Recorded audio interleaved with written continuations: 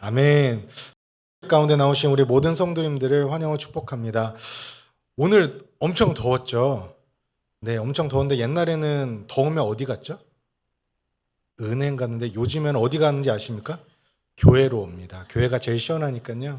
항상 교회로 오시고 또 7월에는 시원한 빙수 기도회가 또 기도로 준비하고 있습니다. 그래서 교회 오셔서 육체도 시원하고 또 마음도 주님의 은혜로 시원해지는 은혜가 있기를 주님의 이름으로 축원합니다. 아멘. 오늘 우리에게 주시는 말씀은 이사야 6장 1절에서 13절까지의 말씀입니다.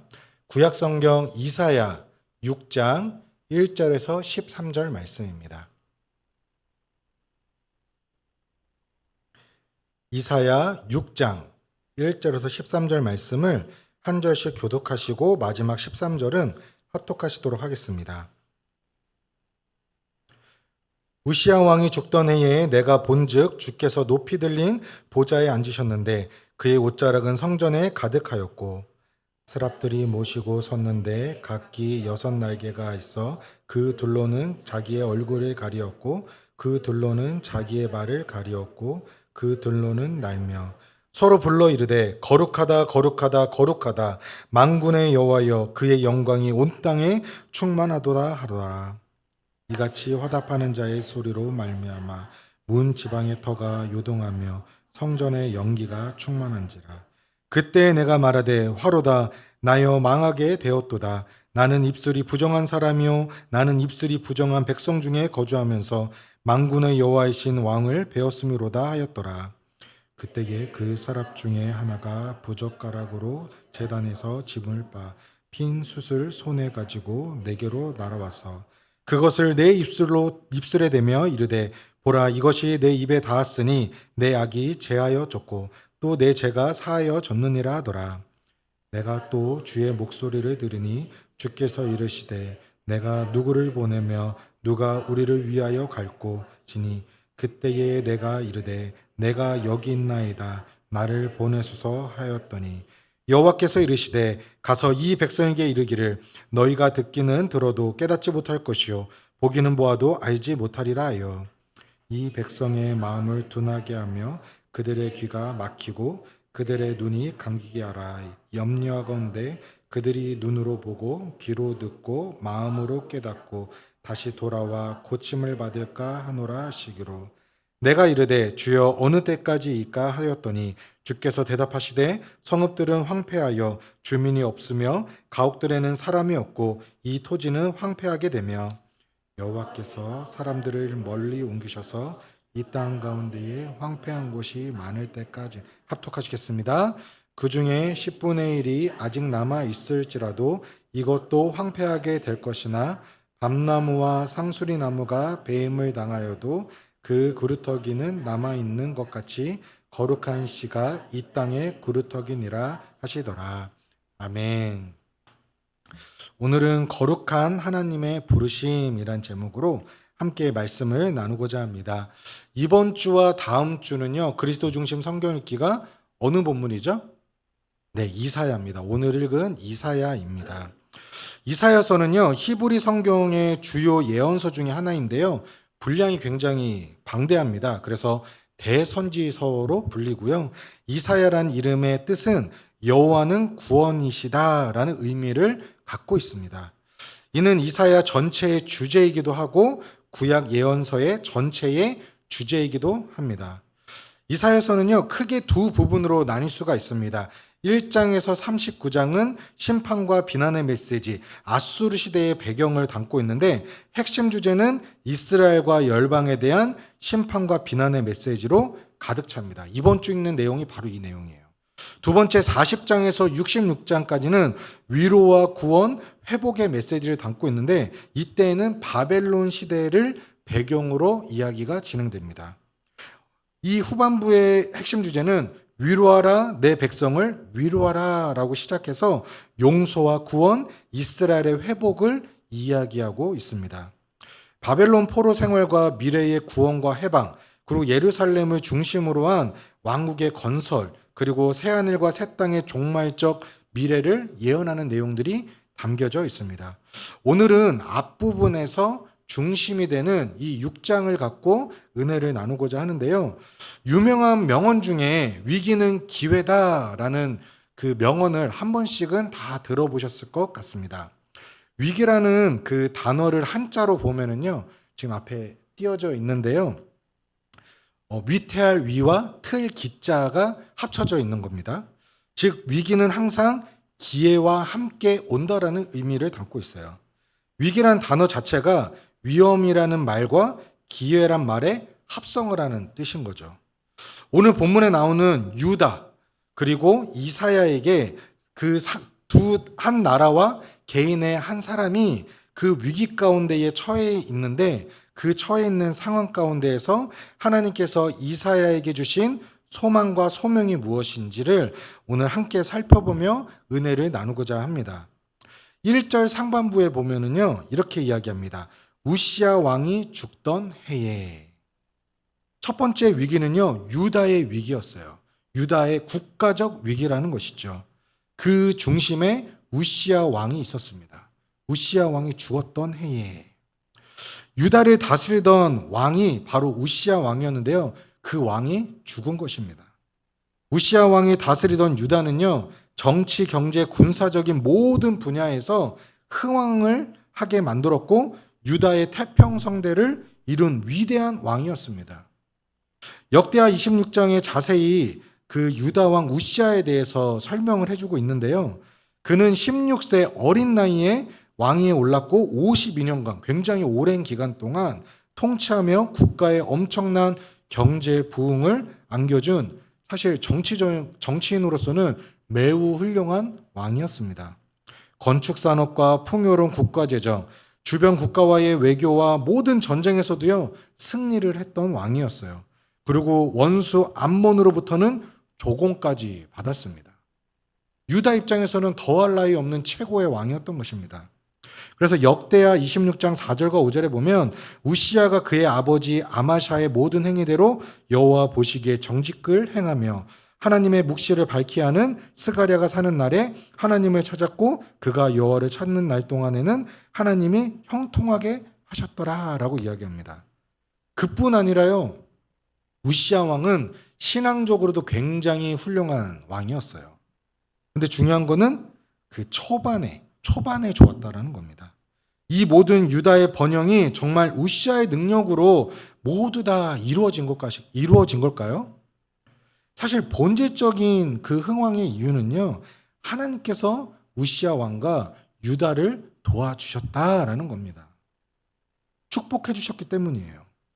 역대하 26장 16절에 보면 그가 강성해짐에 그의 마음이 교만하여 악을 행하여 그의 하나님 여호와께 범죄하되 곧 여호와의 성전에 들어가서 향단의 분향을 하러 한지라. 너무나도 정치인으로서도 완벽했고 신앙적으로도 훌륭했지만 지금 방금 말한 것처럼 그의 마음이 교만하여져서 악을 행하기 시작했습니다. 결정적인 사건이 여호와의 성전에 들어가서 향단에서 분향을 한 일이었습니다. 분향은요, 오직 아론의 자손, 제사장만이 할 수 있는 일입니다. 하지만 우시야는 제사장의 만류에도 불구하고 오히려 화를 내면서 자신이 분향을 했던 것이에요. 비슷한 왕이 누구였죠? 사울 왕이 있었죠. 그는 예배자의 자리를 버렸어요. 그리고 관리자로서 자신이 성전과 예배 그리고 하나님을 통제하려는 그런 교만한 마음을 가졌던 것입니다. 그 결과 하나님의 심판을 받은 우시야 왕은요, 몸에 나병, 즉 문둥병이 걸려서 비참한 최후, 죽음을 맞이하게 되었습니다. 분명 그의 시작은 너무나도 위대한 왕이었습니다. 그 길을 걸었어요. 하지만 권력에 독취되고 그 다음에 교만해지면서 하나님 앞에 경외함이 사라지게 되었고 타락하게 되어서 결국 외롭고 너무나도 비참한 말년을 맞이하게 되었습니다. 잠언의 말씀처럼 교만은 패망의 선봉이라고 이야기했습니다.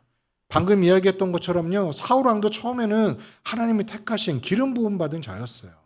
하지만 그가 하나님 앞에서 하나님을 경외하지 않고 하나님을 온전히 섬기지 않게 되었을 때, 자신이 오히려 하나님과 같이 되어졌을 때에, 교만해졌을 때에 그는 더 이상 돌이킬 수 없는 길을 가게 되었던 것처럼 수많은 또 많은 훌륭한 사람들도 교만해졌을 때 죄를 짓게 되었습니다.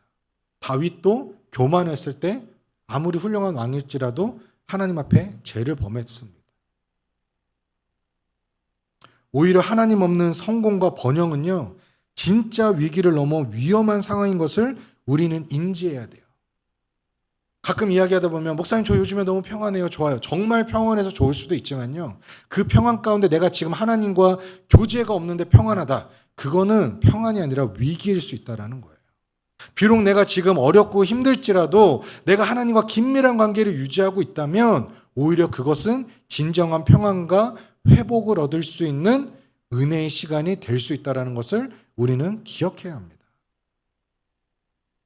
오늘 본문 1절 하반부부터 4절에 보면 우시아 왕의 죽음이라는 지상의 절망적인 현실과 극명적인 대조를 이루면서요, 이사야는 하늘의 광경을 목격하게 됩니다.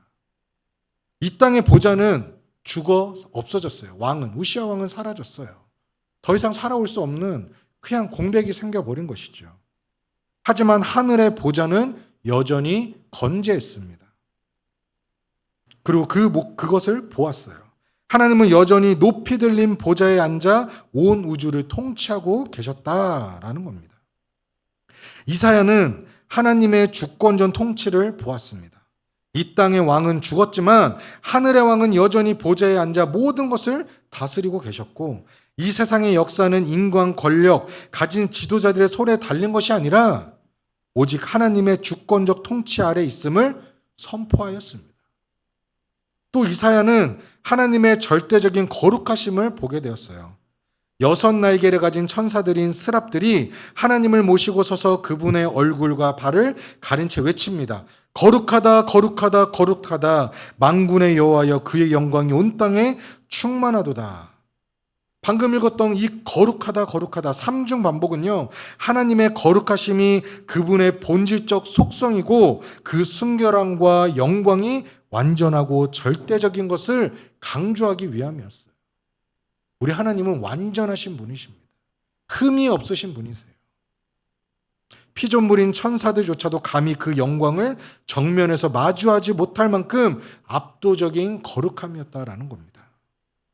지금 나의 삶의 위기가 찾아와 해결책이 보이지 않을 때에 우리는 어떻게 할 수 있을까요? 부랴부랴 여러 가지 방법들을 찾아보겠죠. 사람들을 만나고 뭔가를 찾아보고, 세상 사람들은 점쟁이를 찾아가기도 하고 여러 가지 방법을 취할 것입니다. 우리는 눈을 들어서 보좌에 계신 그 하나님을 바라보아야 합니다. 오늘 이 자리에 나오신 것처럼 기도의 자리로, 예배의 자리로 나와서 우리의 그 문제의 본질을 해결해 주실 하나님을 우리는 찾고 구해야 한다라는 것이에요. 그게 먼저라는 것이죠. 세상의 소음 속에서도 스랍들의 찬양처럼 하나님의 거룩하심을 선포하고 우리의 현실 너머에 참된 실제이신 하나님을 우리는 바라보고 기대하고 나아가야 하는 것입니다. 5절에 보면은요, 그때에 내가 말하되 화로다 나여 망하게 되었도다. 나는 입술이 부정한 사람이요 나는 입술이 부정한 백성 중에 거주하면서 만군의 여호와이신 왕을 배웠음이로다 하였더라 라고 이야기합니다. 첫 번째 국가의 위기, 유다의 위기에 이어서 이사야 개인의 위기가 있었습니다. 이 개인의 위기는요, 자신이 죄인임을 깨달은 위기였다라는 것입니다. 이사야는 살아계신 영원한 왕 하나님을 보며 위로를 받았어요. 이 땅의 왕은 비록 없어졌지만 만군의 여호와, 진정한 이 땅의 왕, 온 우주의 창조주시고 왕이신 하나님을 우리가 바라보아야 되겠구나. 그것을 깨달았지만 그 이내 두려움에 빠지게 돼요. 거룩하신 하나님을 보고 오히려 자신의 죄를 깨닫게 된 것이에요. 모세도 그러했죠. 하나님을 대면하면 그가 죽기 때문에 하나님은 그를 정면으로 보지 못하게 하셨어요. 이사야도 마찬가지예요. 천사들조차도 하나님의 그 거룩하심을 정면으로 바라볼 수 없었다라고 이야기합니다. 그래서 이사야는 화로다 나여 망하게 되었도다 라고 소리칠 수밖에 없었어요. 거룩하신 하나님 앞에 나는 처절하게 죄인임을 깨달을 수밖에 없었기 때문입니다. 이사야는 자신의 입술이 부정한 사람이기에 하나님을 만난 것이 오히려 재앙이라고 여기기까지 했습니다. 우리 6절과 7절 본문 말씀을 한번 다 같이 한번 읽어보겠습니다. 시작. 그 스랍 중에 하나가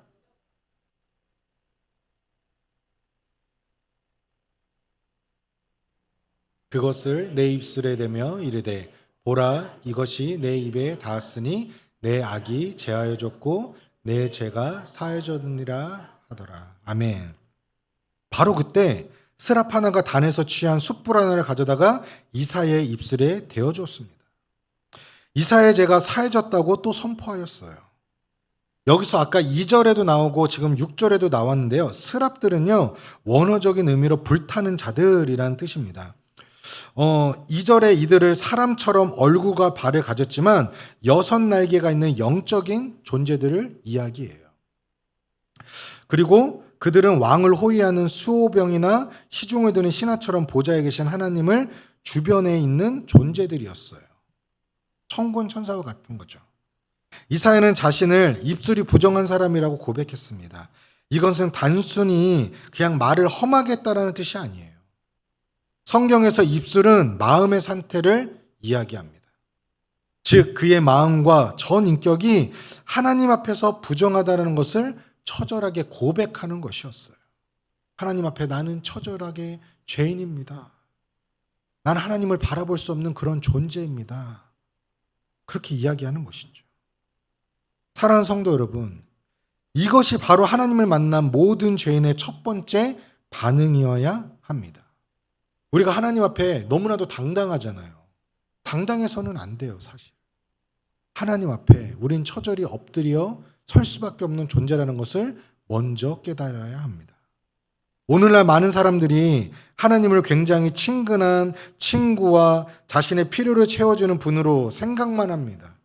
그러나 우리가 성경이 계시하고 있는 하나님, 또 그분을 절대적인 주권과 불꽃 같은 거룩하심을 진정으로 우리가 대면하게 될 때에 우리는 이사야처럼 나는 망하게 되었도다 라고 고백할 수밖에 없는, 죄인임을 깨달을 수밖에 없는 그런 존재라는 것이에요.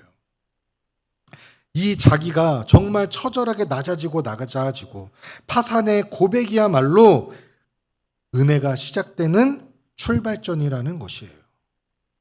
우리가 이 기점을 넘어야지 우리가 은혜를 경험하고 회복을 경험하고 우리가 진짜 주님 안에서 기뻐할 수 있는 그 은혜를 경험하게 된다라는 것이에요. 근데 우리는 하나님을 어떻게 대하죠? 그냥 소원을 들어주는 요술램프의 지니처럼 생각하죠. 그게 아니라는 것이에요. 자신의 죄인임을 깨닫고 절망에 빠진 이사야에게 어떠한 일이 일어났죠? 하나님께서 그를 심판하셨습니까? 그래, 너는 죽어 마땅한 놈이야. 그냥 죽어라 라고 하시지 않았다라는 거예요. 바로 그 절망의 순간에 하나님은 놀라운 은혜를 그에게 부어주셨습니다. 하나님의 영광을 본 자는 자신의 실상을 넘어서서 복음의 은혜를 경험하게 된다는 것이에요. 하나님의 영광은 우리의 죄를 드러낼 뿐만 아니라 동시에 그 죄를 덮어주시고 그것을 넘어서서 해결할 유일한 길이요 곧 그리스도의 십자가의 복음을 우리는 보게 된다는 것이에요. 진정으로 하나님을 만난 사람은 자신의 비참함과 함께 그를 구원하신 하나님의 놀라운 은혜에 압도될 수밖에 없다라는 것이에요. 우리가 그 은혜를 다시 한번 회복했으면 좋겠습니다. 매일매일 그냥 우리가 새벽기도 또 말씀 묵상, 수요기도에 매주 드려지는 주일 예배로 끝나는 것이 아니라 정말 예배에 대한 기대감, 또 그 예배 가운데 나왔을 때 하나님께서 나에게 부어주시는 그 은혜를 우리가 정말 갈망하고 회복하기를 우리가 다시 한번 이번 주와 다음 주 이사야 말씀을 묵상하면서 우리가 다시 한번 회복되기를 간절히 소망합니다. 분명히 하나님은 구하는 자에게, 그 은혜를 사모하는 자에게 은혜를 부어주실 것을 믿습니다. 그 은혜를 모두 사모하는 우리 더사랑교회 모든 성도님들이 되시기를 주님의 이름으로 축원합니다. 이거는 크게 하셔야 돼요. 은혜를 안 사모하세요? 사모하셔야 돼요. 할렐루야? 아멘. 그 은혜가 우리 교회에 있어야 돼요. 예배 기쁨과 은혜가 다시 한번 정말로 회복되어져야 합니다. 그것만이 우리 교회가 존재하고 그 가운데 하나님께서 우리를 통해 일하실 것을 우리는 그 다음에 바라볼 수 있게 된다는 것이에요. 우리 교회가 이 지역 가운데 어떻게 소문나기를 원하세요? 저는 단 한 가지예요. 더 사랑교회 가면 정말 예배 기쁨과 은혜가 있더라. 나도 거기 가서 예배 드리고 싶다. 찬양하고 싶고 말씀 듣고 싶고 같이 기도하고 싶더라. 그 다락방 안에 그 은혜 나눔이 넘쳐서 너무나도 좋다더라. 저는 그렇게 소문이 나야 된다고 생각합니다. 그런 은혜가 우리 더사랑교회 다시 한번 부어지기를 주님의 이름으로 축원합니다. 아멘. 자신이 그 비참함을 우리가 깨닫게 되면서 정말로 진정으로 하나님을 만난 사람은 자신의 비참함과 함께 그를 구원하시는 하나님의 놀라운 은혜에 압도될 수밖에 없는데, 자신이 죄인임을 깨닫고 하나님의 은혜로 용서받는 자의 삶에서는 어떠한 변화가 일어날까요? 우리 한번 8절을 다시 한번 다 같이 읽어보겠습니다. 시작. 내가 또 주의 목소리를 들으니 주께서 이르시되 내가 누구를 보내며 누가 우리를 위하여 갈고 하시니 그때 내가 이르되 내가 여기 있나이다 나를 보내소서 하였더니. 너무나도 유명한 말씀이죠.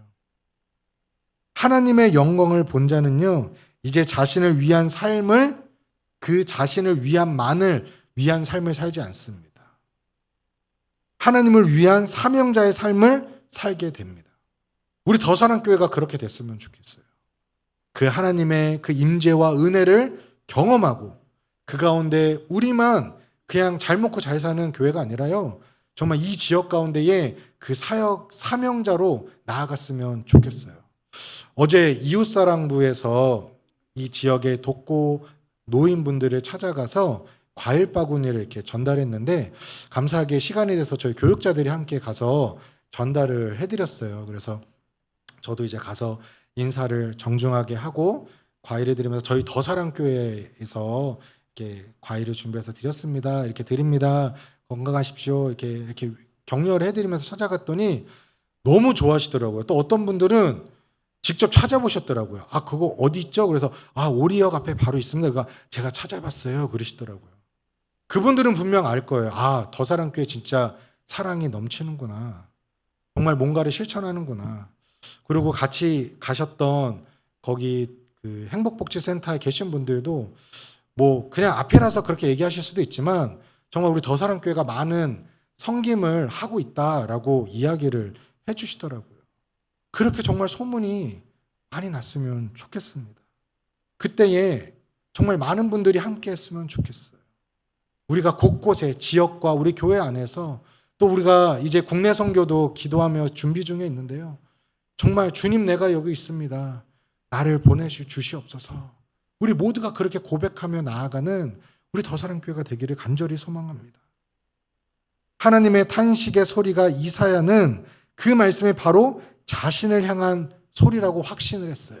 그래서 바로 즉각 이야기합니다. 주님, 내가 여기 있습니다. 나를 보내주십시오.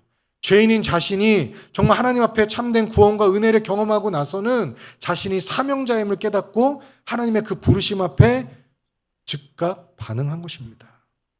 사랑하는 성도 여러분, 분명 유다와 이사야에게 우시야 왕의 죽음과 자신의 하나님 앞에 죄인임을 깨달은 그 사건은 엄청난 국가적인 위기이며 개인적인 위기였습니다. 소망이 없어 보이고 어떻게 하지? 정말 자기가 어떻게 할 수 없는 상황이었다라는 것이에요. 그러나 그 위기의 순간 하나님이 함께 하시고 소명자로 부르시자 선지자로 쓰임을 받게 되는 중요한 계기가 되었다라는 것이에요. 소명은요, 결과가 아닌 순종을 이야기해요. 요구하고 있어요. 순종이 제사보다 낫다. 하나님은 우리에게 지금 순종을 원하고 계십니다. 우리 각자에게 분명히 그 부르심 앞에 순종에 지금 무엇을 순종해야 되는지 다 있으실 거예요. 그 순종이 무엇인지 우리가 다시 한번 주님께 묻고 그 순종에 응답하고 고백하고 그 부르심 앞에 나아가기를 간절히 소망합니다. 9절과 10절에 보면 여호와께서 이르시되 가서 이 백성에게 이르기를 너희가 듣기는 들어도 깨닫지 못할 것이요 보기는 보아도 알지 못하리라 하여 이 백성의 마음을 둔하게 하며 그들의 귀가 막히고 그들의 눈이 감기게 하라. 염려하건대 그들이 눈으로 보고 귀로 듣고 마음으로 깨닫고 다시 돌아와 고침을 받을까 하노라 하시기로. 그의 메시지를 듣고 백성들이 회개하고 돌아오는 것이 아니라 오히려 그들의 마음이 더욱 둔해지고 귀가 막히고 눈이 감기게 될 것이라고 심판의 메시지를 말씀하셨어요. 세상의 기준으로 보면 이것은 분명히 실패한 사역이었어요. 하나님의 말씀을 선포하는데 오히려 둔해진다면, 그 마음이 강팍해진다면 실패한 거죠.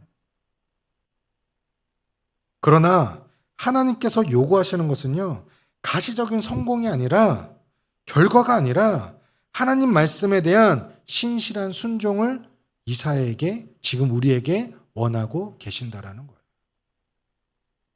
사명자는 결과의 주인이 하나님이심을 믿고 오직 맡겨진 말씀만을 충성스럽게 선포하는 사람인 것입니다.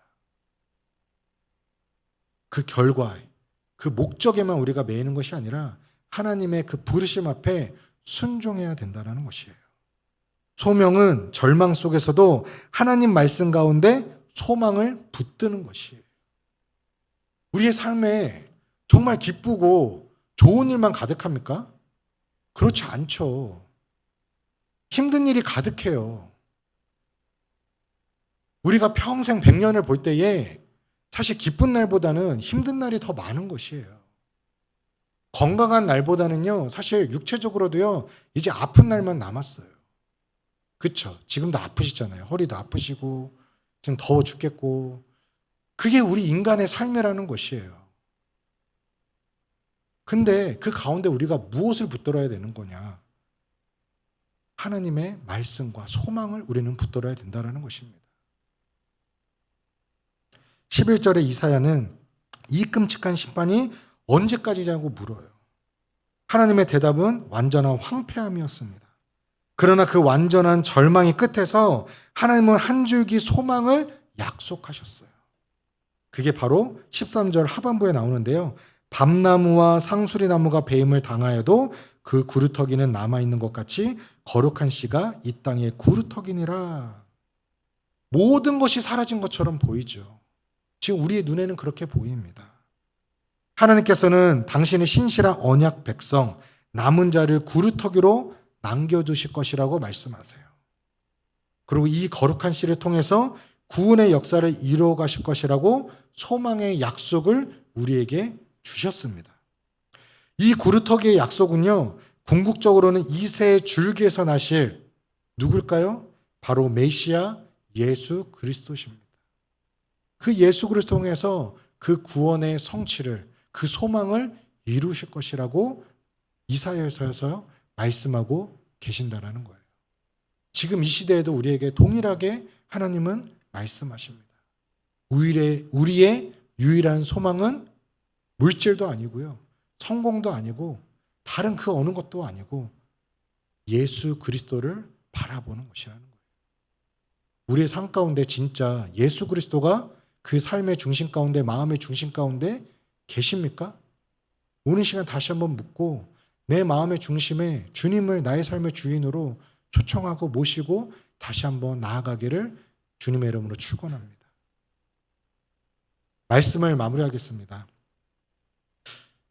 이 현 시대를 이야기할 때요, 분명히 국가적인 위기, 개인의 위기처럼 지금 우리 현 시대에도요, 국가적인 위기에 빠져 있습니다.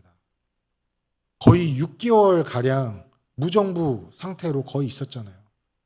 국가의 통치자가 없었습니다. 지금 좌우진영을 이야기하고자 하는 것이 아니에요. 지금 그걸 다 떠나서요, 지금 경제적으로나 모든 면에서 우리나라뿐만이 아니라 전 세계가 너무나도 어렵습니다. 지금 모두가 위기의 시대라고 이야기하고 있어요. 물가가 가장 높은 나라가 어느 나라인지 아시나요? 이번 주에 제가 뉴스 기사를 봤는데요. 물가가 가장 비싼 나라 어딜까요? 네, 어딜까요, 지사님? 네, 좋은 나라, 유럽의 가장 좋은 나라 스위스입니다. 스위스. 거기서 물 한 병 사 먹기도 되게 비싸잖아요. 근데 우리나라가 2위예요. 보신 분도 계시겠지만요. 우리나라가 전 세계 지금 물가가 두 번째로 높은 나라가 되었습니다. 깜짝 놀랐어요. 아, 지금 우리나라가 진짜 힘들구나. 너무나도 어려운 시기를 우리는 지금 보내고 있습니다. 그러다 보니 당연히 무슨 위기가 또 찾아오죠? 개인의 위기가 찾아옵니다. 당연한 결과이죠. 경제 위기는 말할 것도 없습니다. 지금 자영업자분들, 개인 사업이나 큰 대기업들도 마찬가지고 너무나도 힘든 상황에 있고요.